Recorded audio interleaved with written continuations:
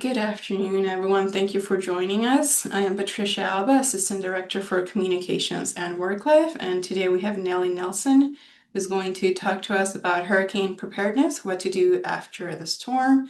Really quickly, this webinar is being recorded and we'll upload it to our YouTube channel.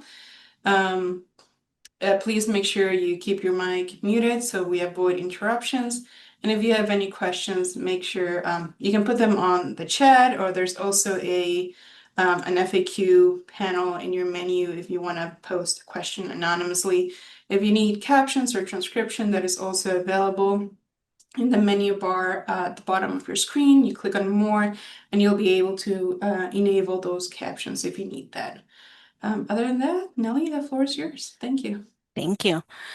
Good afternoon, everyone. Thank you for being with us today in Hurricane Preparedness webinar after the storm. What is happening? So IFAS is the Institute of Food and Agriculture Sciences. Our mission is to make knowledge accessible to sustain and enhance the quality of human life. And there is a University of Florida office in every one of the 67 counties in Florida. My office is Manatee County and in front of the Gulf. And thank you for sharing with us today how many of you have experienced storms, hurricanes. And yes, Thomas, you are the experience in the group. So what have something that I experienced last 2 years with the last two hurricanes in this area was flooded roads.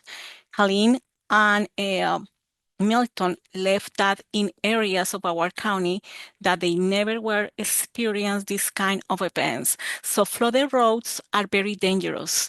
It can be difficult to judge how deep or swift the water is moving. Just 12 inches of water can flood a car. Never drive through flooded roads, even if you are seeking supplies or trying to check on someone. Floods can also compromise bridges and roads.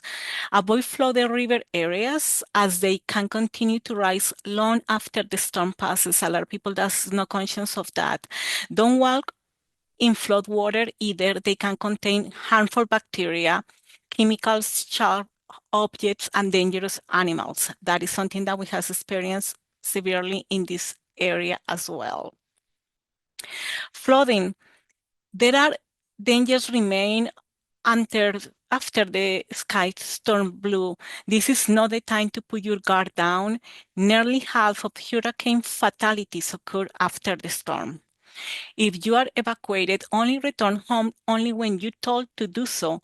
Return home only when officials say if it's safe. Check with your local officials, both where you are staying and back home before you travel. That is something a lot of people that is not conscious of that. The county released these notifications through the emergency system that you can register in ready.gov according to the county in the state that you are located. Something that happens as well after the storm is the structural damage. Be careful near damaged buildings. Walk carefully around the outside of your home to check your loose power lines, gas leaks, and structural damage, including dangerous debris such as nails or glass. Leave your home if there are shifting or unusual noises. If you smell gas, get outdoors immediately and call 911. Let your local officials know of any damages you might have and what immediate assistance you may need. Local officials and voluntary organizations are usually the best options for immediate needs such as food and shelter. When this situation happened, the county put certain areas to distribution of water, sometimes food, sometimes tarps, and everything is promoted to social media in the Gwent County website. Your extension office as well has those informations. If you have insurance, contact your insurance agents to file a claim. Make sure make sure to document all your damages before you clean up. Take photos and make a list. Save all your receipts for post-damage repairs and cleanup. If you have insurance and damage, you must file a claim with your insurance company. It's important. A lot of people doesn't realize that before the storm every year, we recommend that you have all your important documents together and start to taking pictures around your house of all your property and how is everything, because if it's a damage, if it's a structural damage, you will need those pictures as a proof to your insurance. Generators. This is an area that a lot of people has concern with, but practicing portable generator safety. Never operate a generator in an enclosed space. Make sure the generator has 3 to 4 feet of clear space above and all sides for proper ventilation. Always direct the source away from your home. Be very careful with portable generators. Carbon monoxide poisoning is one of the leading causes of death in areas dealing with power outage. Never use a generator inside your home or garage, even if doors and windows are open. Only use the generators outside, more than 20 feet away from your home, doors, and window. That's something that a lot of people has problems with that. Please, let's follow these procedures and steps of distance for safety all around after the storm. Something that sadly becomes very prolific in our area is the fraud. Individuals that came, neighbors, homes, counties, and there are everything is looking is take advantage of the circumstances of on the individuals. So gather a list of the license and uninsured contractors. You need to ask that every time that you call for a quote, you need to request a copy of the license and a copy as well if there are insurance. Ask for references and check them out. Obtain writing estimates and get more than one estimate. Usually when you are doing these quotes, it's recommended between half, minimum at 3 quotes in this area. Do not pay in full before work begins. Never. Do not pay the final balance until work is complete and you are satisfied with the work. Do not pull permits for the contractor. And please do not pay in cash. If you suspect fraud, we suggest that you contact the State Florida Consumer Fraud Hotline at phone number 1-866-966-7226. When we are in a storm, there are certain procedures of safety. So every advisement and every news and is promoted to social media and news. You can use a battery operated lighting. Be careful with the chainsaw. It's a lot of individuals they have these issues utilization. If you are not very well versed in the use of that, abstain to touch it. And it's recommendable use proper safety equipment. I know after the storm is a lot of heat, a lot of humidity. Sometimes a lot of people doesn't have enough water. It's recommendable to have 1 gallon of water per day per individual at home. And if we are working outside, we need to be drinking water every 15 minutes for hydration. When you have a tree fell down in your property and you don't know the way to remove it, please call professionals to remove large and uprooted trees. That is something that a lot of homeowners are not very well with that. It's recommendable to contact somebody that knows about this. Something when we have a lot of damage in our garden and yards is a lot of debris. So clean up safely. Don't push yourself and check on neighbors that you have around to your home. Stay hydrated, as I mentioned before. Wear light, loose fighting clothing and clean up during colder hours if it's possible. Don't push yourself. Straining the body can lead to heart attacks. heat strokes, and other serious issues. Perform cleanups slowly, taking lots of breaks, and make sure to check on your elderly neighbors and other vulnerable people in your community. If your area is under heat advisory, use a string caption and consider cleaning up when the heat has subsided. So it's something that we need to be very, very concerned with this. When it's a power outage, there are certain things that we need to do, and these are recommendation for FEMA was going to do even before, during, and after the storm.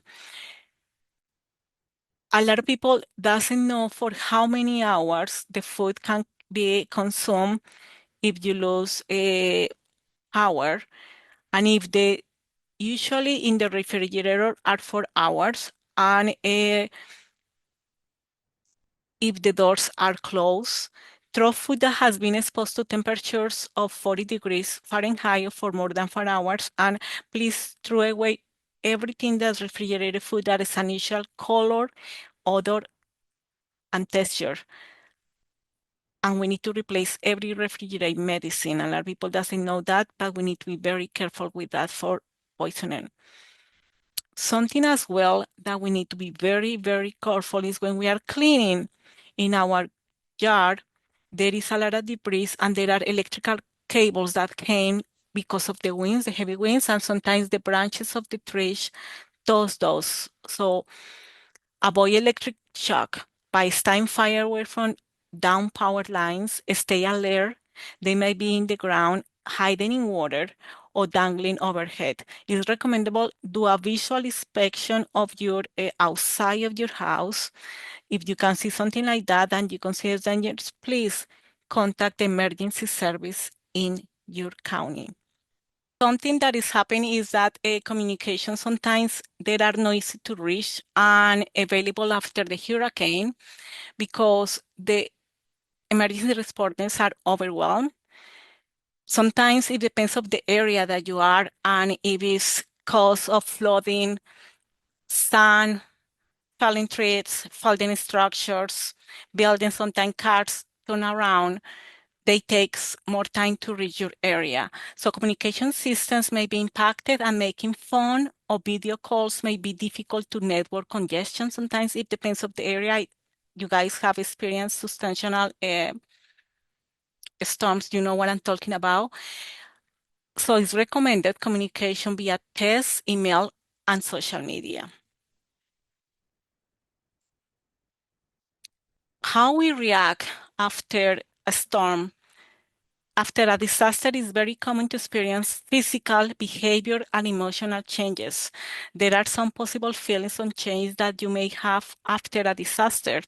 It is common to experience these reactions because we are humans in the days, weeks, and months following the event. What are a few of those emotions that we are going to be feeling? Anxiety or fear, overwhelming sadness, anger, especially if the event involves violence. If it's something like this happening, please visit with the Coping with Anger and After Disaster page. I provide the links to Patricia. She's going to give you that because it's a guide for tips for survivors coping with anger after a disaster or other traumatic event. For more information, that is very, very helpful. Guilt. Even when you have no control over the traumatic event, we feel guilt, disconnection, not caring about anything of anyone, numbness, or inability to feel either joy or sadness, stomachache, diarrhea, headaches, or other physical pains for no clear reason, jumpiness or being easily startled, trouble falling asleep, staying asleep, sleeping too much, or trouble relaxing.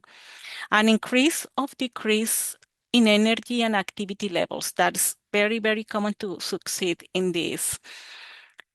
Sadly, could be an increase of use or misuse of alcohol, tobacco, illegal drugs, or prescription medication in attempt to reduce distressing feelings or to forget and coping with this. We can feel as well outbursts of anger, feeling really irritated, and blaming other people for everything. The desire to be alone most of the time, sometimes self-isolation, trouble remembering things, trouble thinking clearly and concentrating, difficult thinking about what happened or listening to others talk about it. That's something that could be success as well. In type of disaster, there are different layers of the multi-level impacts. In addition, many different impacts can be felt from this disaster, including individually and family impacts, which in turn affect the overall community. So if start from the individual, family, and community in general for the area that was impacted. These bring large economic impacts can be felt through infrastructure and housing impacts. We have social and mental impacts can be seen in the community for years following disaster events. In the beginning, somebody mentioned Andrew. You see the huge impacts, and even like that, Charlie, Irma, and we are still dealing with the impacts on Helene and Milton in many areas of the county and counties that were impacted. So there are two types of disaster declarations provide for the Stafford Act. The emergency declarations and major disaster declarations. The type of declaration affects what types of assistance may be available. That's the things that we need to be very knowledge with. And the president can declare a major disaster of any event that has caused damage beyond the combined response capabilities of state and local governments. And it's when we're going to see the agencies come to the area after these declarations. So I want to show you a few of the summary of the stats of the damage that the biggest storm has caused. Of course, there is no updated until 2025 information is not here, but you can see the damage of flooding, severe storm, and now something that we have seen here in this area as well is wildfire. The majority of firefighters were deployed less than 3 weeks ago for all the fires that were in the north area of Florida. FEMA disaster. The center is notified, the employees are deployed to county, and sometimes the installations came to county properties to try to help the individuals deal with the disaster.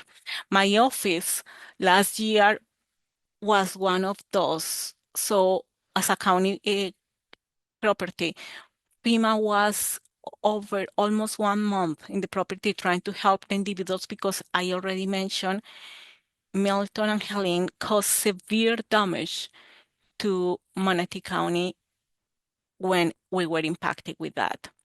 As an individual, there are certain kinds of program and assistance.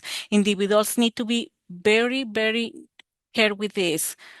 You need to be a resident of the state more than 6 months because a lot of seniors, when we were doing the canvassing in sites, because I work with the disaster preparedness with the county, so I doing one of those assessments, and the one to do with my county, all the information that is distributed to the citizens in Spanish language, and the one to doing that. A lot of individuals, they were trying to apply for the assistance for FEMA, and they were start to say, oh, I need to be a resident here, but I'm a snowbird. I only here a couple of months, so you are not allowed to have that assistance. Please be very aware of those. You can go to check the websites and start to see the requirements for this kind of assistance. Talking about county level, when the storm is predict, so it start going to moving to our area. Your county activation system emergency is activated. So the COED, the County Emergency Management, CEM, is activated. There are overview of the county emergency support functions, and it's outlined in the comprehensive emergency management plan. I think so. Patricia mentioned somebody is going to come later to talk more about the planning in Gainesville. So they coordinate and align response operations across different domains in every county, assign lead and support roles to agency and emergencies. These functions help streamline responsibilities and communication during emergencies. So every one, sometimes it's between 20 and 22, depend of the county. Here I'm going to mention a few. I mentioned a few of those. All these have tables of members that working with every kind of these organizations and companies to trying to promote the awareness and work in every county. These individuals are working, and this building has servers and generators in case of loss of connections, because there are the hub for every county. The county as well is going to emit a schedule for debris recollection that is only after the storm has passed, and they have certain they instruct every individual how they need to put and separate the elements. You cannot put wood with bricks and rocks together. So everything needs to be separated according, and they're going to tell you when they're going to start to doing this. A lot of people sometimes start to say, this needs to be removed very quickly because sometimes I cannot drive uh, off on my driveway. It's recommended if you can clean a little the outside of your driveway, that will be helpful for you, and have all the debris separate, that when the trucks start coming to do the recollection, will be easy for them to pick up every pile. Something I want to mention is resilience is the collection of several adaptive systems to respond to an adverse event. We are dealing with the storms. Sadly, because we live here in Florida, that's something that we're going to have every year. I'm so sorry. So disaster recovery and resilience involve strategies and frameworks that help communities prepare for, respond to, and recover from disaster while enhancing their ability to withstand future events. We need to understand disaster recovery. Disaster recovery refers to the process of restoring a community or organization to its pre-disaster state or better.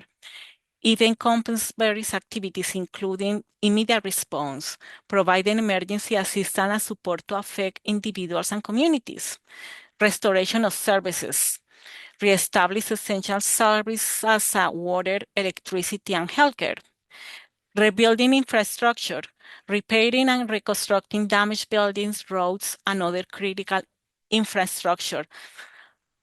And please, we sometimes need to be very patient with situations like that, because it's not as quickly as we want.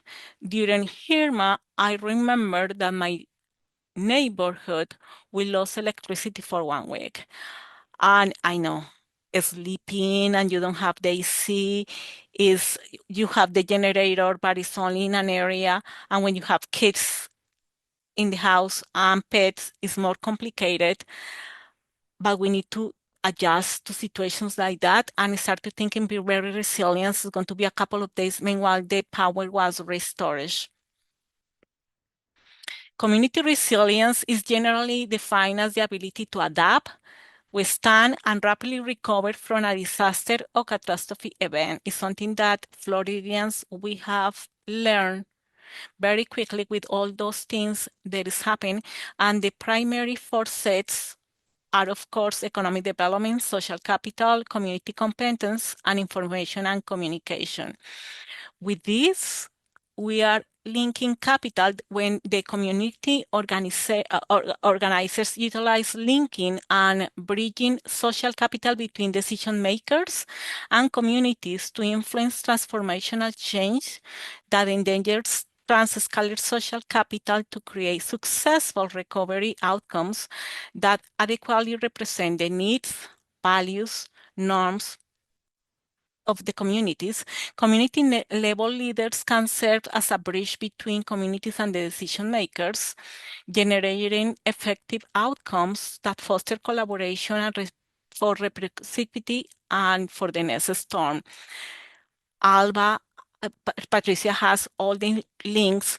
Please trying to go to ready.gov that you're going to have the majority information in this website and this familiarize with the disaster assistance website and disaster emergencies.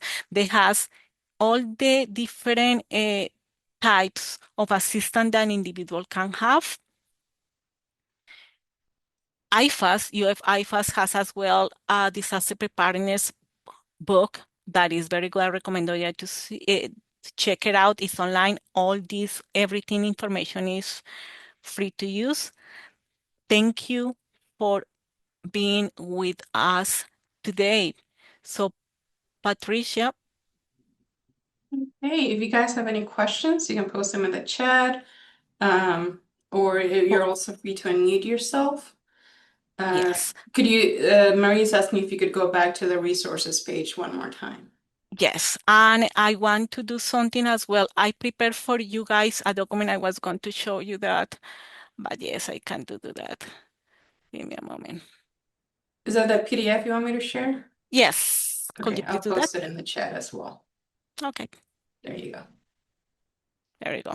You can see the resources.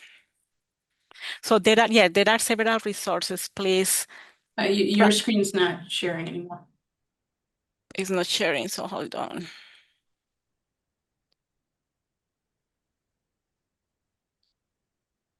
Hold on, please. Mhm.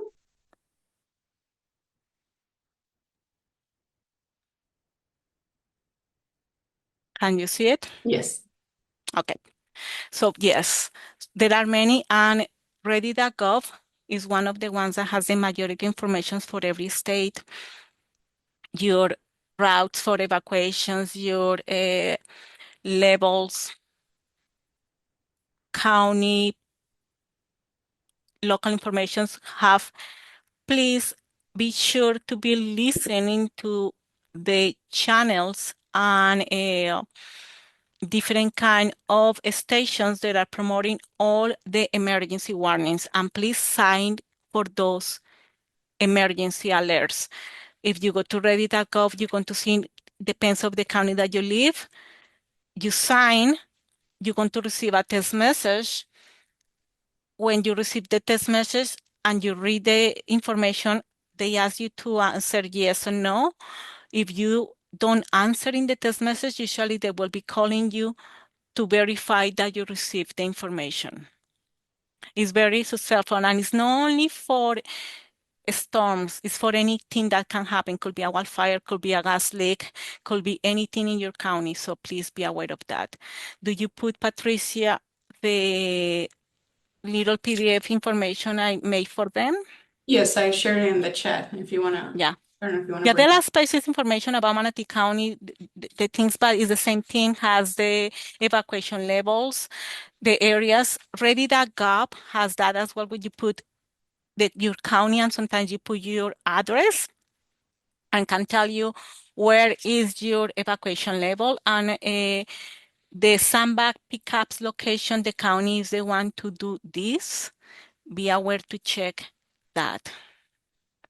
There are questions, Patricia? Do you pay for those sandbags, or is that like something that's provided to you by the city? That usually the county provide those. Those are things that is there are free of charge. It depends. There are certain counties that sometimes tell the individuals if you need to bring the bag and we're going to refill it, but follow the information for the county. But no, usually those are free of charge. If you have to evacuate to a hotel, does FEMA cover that cost? FEMA only cover damage in your property. When we are going to evacuate, sadly, we are the ones to cover that. So if we are going to move and we are going to make it, we pay for that. FEMA only covered if you are living in your house and you are there in the storm and the tree fell down and broke your roof and you have severe damage in the structure and you cannot live in your house, so you are forced to go to look a place to live. It depends of the kind of service that you're applying, that is covered for that, but no, for evacuations, no. They don't cover nothing that's going to be gas, food, evacuation costs, nothing of that. Can you explain one more time the rules for food? I guess they're saying like if it's been under 40 degrees or something like that. Ah, when we are talking about food in the refrigerator, there are certain things that happen with the food. So when we are seeing the food that we're going to put in the refrigerator, for example, we need to set the refrigerator and freezer a cold temperature. We need to freeze fresh meat and poultry before the storm. First, we need to use perishable foods and foods from the refrigerator. Safe or consumption, that is the food in the refrigerator between 2 and 4 hours. The freezer, the freezer is between 2 and 3 days if the door remains closed, and we need to use non-perishable foods only when we are talking about food.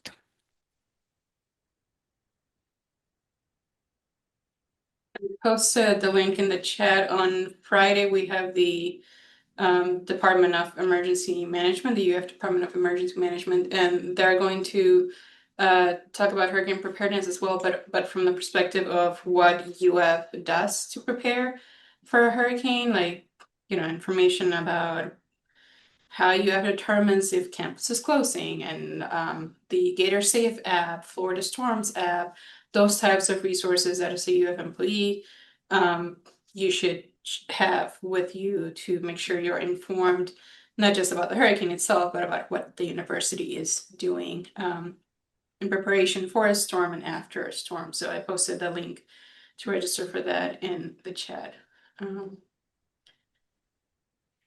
Do we keep the generator 20 feet away from home in ventilated areas? Yes, that is the form and is recommended, yes, Is that for for all carbon generators? monoxide poisoning. Yes, Because aren't, like, I know somebody who bought those like solar power generators. Does that still apply for that kind of a? solar power generators are completely different, but the rule for uh, generators are those 20 feet. And if that is a solar power generator, will be good to go to check with the county regulations what they have, because sometimes they change according to county to county. So I'm not very sure to answer that accurate Hmm. because of this. If you evacuated your home and after you come back, what are the first steps that you should do to make sure that your home is safe to enter again?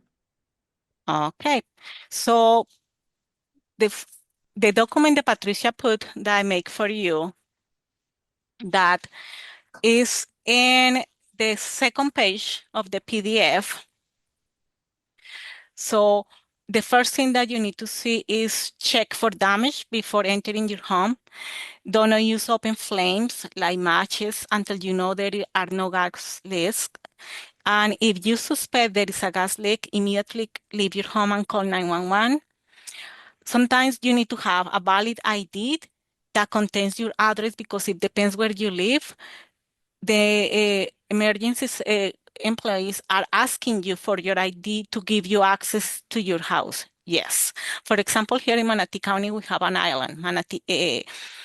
So in to go to the island, you need to pass the bridge. The bridge closed when the storm is coming, the winds super certain intensity, the bridge is closed, nobody can leave, and sometimes there are there are power outage and there is no water service. So individuals that are going to return to the home, the emergency responders, to allow you to pass the bridge, you need to show your ID, and in certain areas as well, in different places here in Florida as well, in Tampa Bay, they check your address. San Agustin has 3 bridges on the island, yeah. So they check for your ID that you are a resident. Because I don't remember if you guys during Charlie, do you remember the flooding that was so huge in Naples? Those all the individuals that were going to the area, the houses were completely empty. There was substantial damage, and these individuals were going to the area, and they were losing everything that was outside. So yes, you need to have your ID. Of course, if you're going to have your business or home, if you have a picture of that one, valid documents of property, you need to have that. When you are returning to your home, you need to check as well to see for flooding. And you need to contact license to inspect your home before you turn on any appliance. If you start to see water, you need to be very careful to start to see that one before you turn on all appliances. Those are the few re-entering home safety things that we need to do after the storm. And And of if you course, had like, sorry, go ahead. I'm sorry, Anna, you were saying outside inspection, you will walk around the house first before going inside. You are looking for falling trees, broken windows, anything like that, leaks of water. And if you had like water damage and you're gonna report that to for compensation or potential refund for that, but you have to get that out of your house, right? So should you keep like that's something that you're gonna pay for? So are you just keeping the receipts to get Yes, refunded well, or yes, that's something that you need to that. Yeah, you need to keep all the receipts. That's the reason when I say when you are hiring a contractor, a licensed contractor, you're going to see for somebody that's licensed, somebody that as well has insurance, and you're never going to pay everything cash. You're never going to pay everything in advance, and you you pay the last amount of money until you are satisfied with the job that these individuals have done for you. And yes, when you are applying for any kind of help for the county or state government, you need to keep all the documents and receipt of payments that you have. Something I received a call for one of the individuals in a mobile neighborhood that they have substantial damage with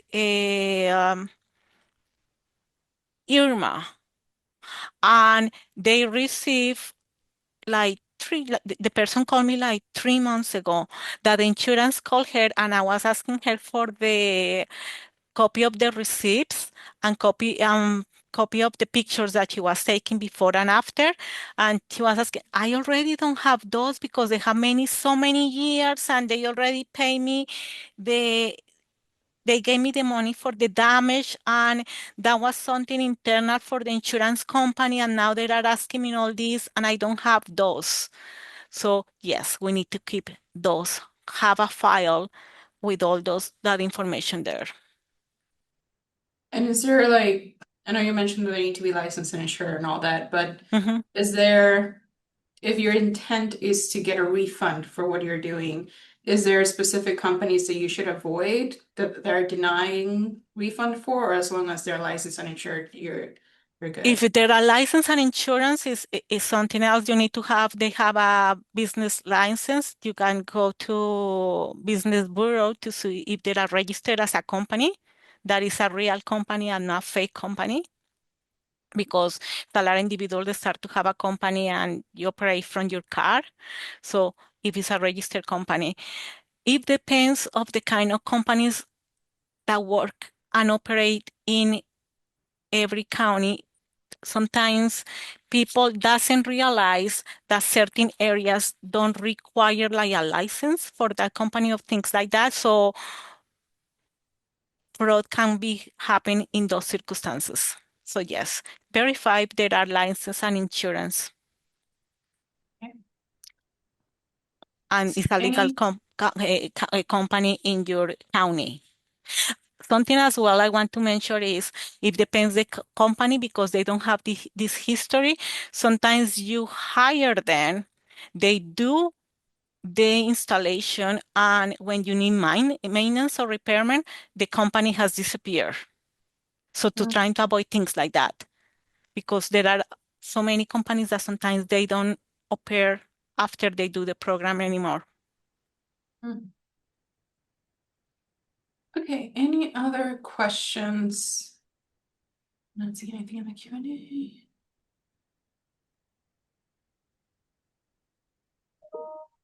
Okay, I am not seeing any more questions. In the chat, you have all the links to the resources that Nelly shared with us, and you also have the PDF of the disaster planning guide that she shared, as well as the link for the registration if you are interested in attending UF's emergency management workshop on Friday.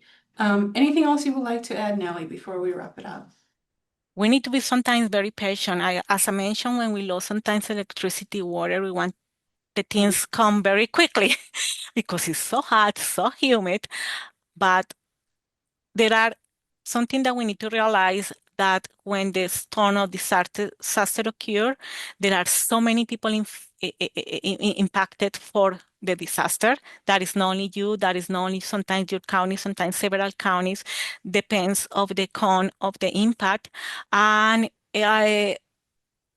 sometimes there are thousands, sometimes millions of individuals with the same thing. But we need to have a lot of patience in situations like that and be resilient. This is something that we have going to experience, is going to continue happening every year. Hopefully, the only thing I want to say is hopefully this year we don't going to have nothing like major impact here in Florida. yeah, Let's hope for that. fingers crossed. Yes. Okay, I think we're good. I'm not seeing. Yes, very well said, Thomas. We'll get by when we work together. Yep. Thank you. Hey, thank you so much, Nelly, and thank you everybody for joining us for today's webinar. We'll give you back the rest of your lunchtime. Hope you enjoy your day. Thank you, Nelly. Thank you.